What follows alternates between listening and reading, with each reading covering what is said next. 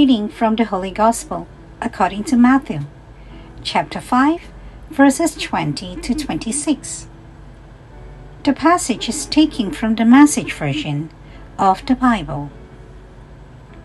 Trivialize even the smallest item in God's law, and will only have trivialized yourself.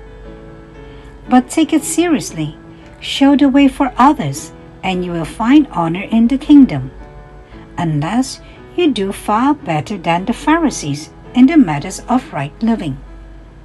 You won't know the first thing about entering the kingdom. Murder. You are familiar with the command to the Asians, do not murder. I am telling you that anyone who is so much as angry with a brother or sister is guilty of murder. Carelessly call a brother idiot, and you just might find yourself hauled into court. Thoughtlessly yell stupid at a sister, and you are on the brink of hellfire.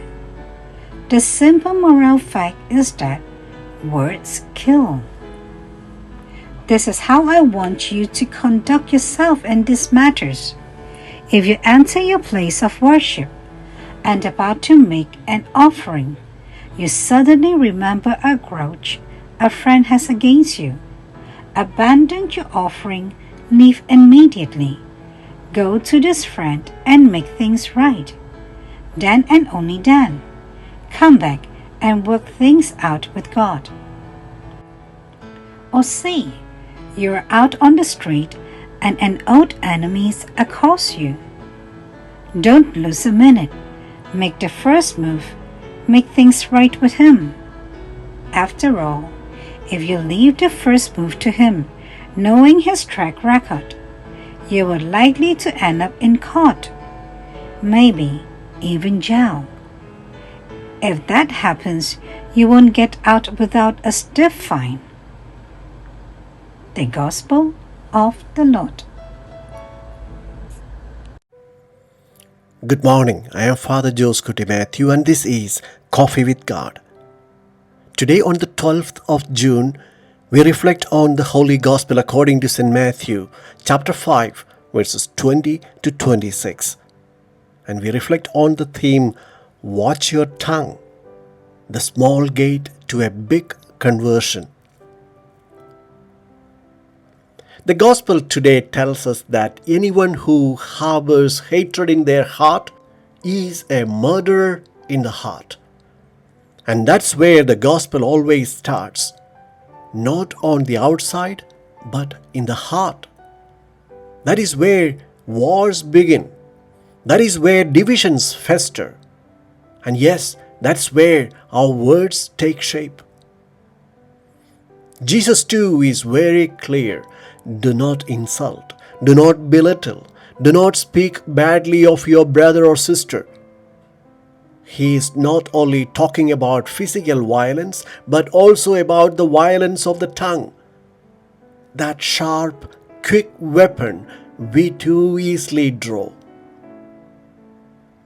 Verbal abuse is often disguised as a joke, a bit of sarcasm, a clever jab.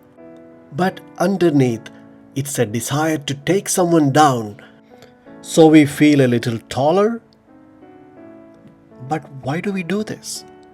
Because we are weak, not wicked. Fragile, not fearless.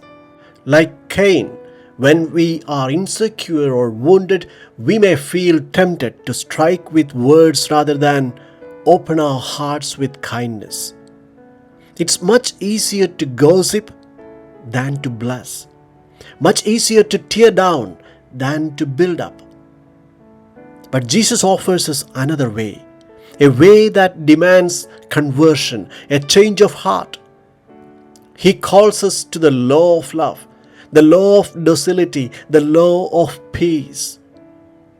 That begins simply with the tongue. As St. James says, if we cannot bridle our tongue, we are lost.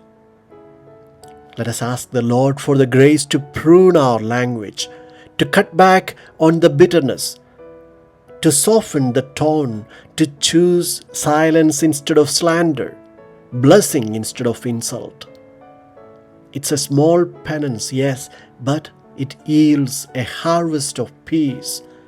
May our words give life, not wounds. May they lift up, not weigh down. And may we never forget we are all walking the same road, in need of mercy, of patience, and of love. Amen.